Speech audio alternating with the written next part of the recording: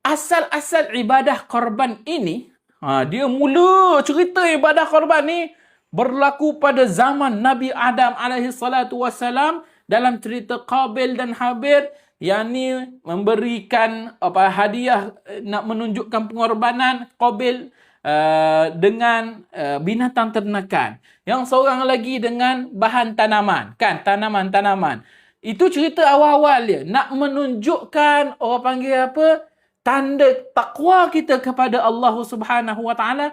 Kita mempersembahkan, bukan bermakna daging ataupun persembahan yang kita berikan tersebut sampai kepada Allah Subhanahu wa taala. Tidak. Sebagaimana ayat Al-Quran sebut, la yanalallahu luhumuha wala dima'uha walakin yanaluhu taqwa minkum. Tak sampai daging ke darah ke yang kita persembahkan, yang kita korbankan itu tak sampai kepada Allah Ta'ala. Akan tetapi yang sampainya apa? Taqwa minkum, kan?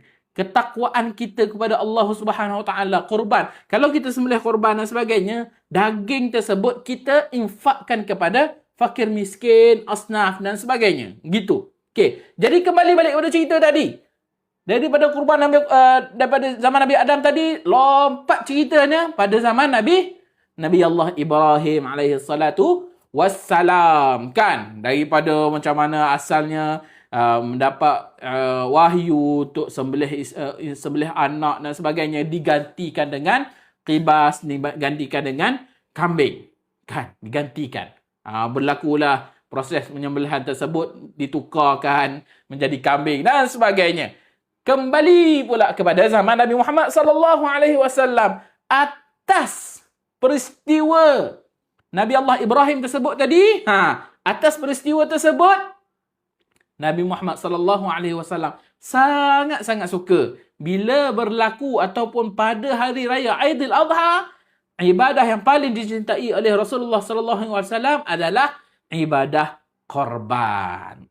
Ibadah korban. Korban ni asal-asalnya, ni nak jawab pada soalan Mino tadi. Asal-asalnya ibadah korban adalah satu nyawa. Asalnya adalah satu nyawa. Satu korban adalah satu nyawa. Bukan satu bahagian. Bukan pembahagian ada 1/7 bahagian, kan? Asalnya satu ekor, atas kemampuan Nabi SAW meletakkan syariat, meletakkan binatang korban yang boleh dijadikan korban adalah unta. Tak dapat unta, boleh pergi ke lembu, kan? Kobau pun boleh, kan? Tak dapat yang bersaiz besar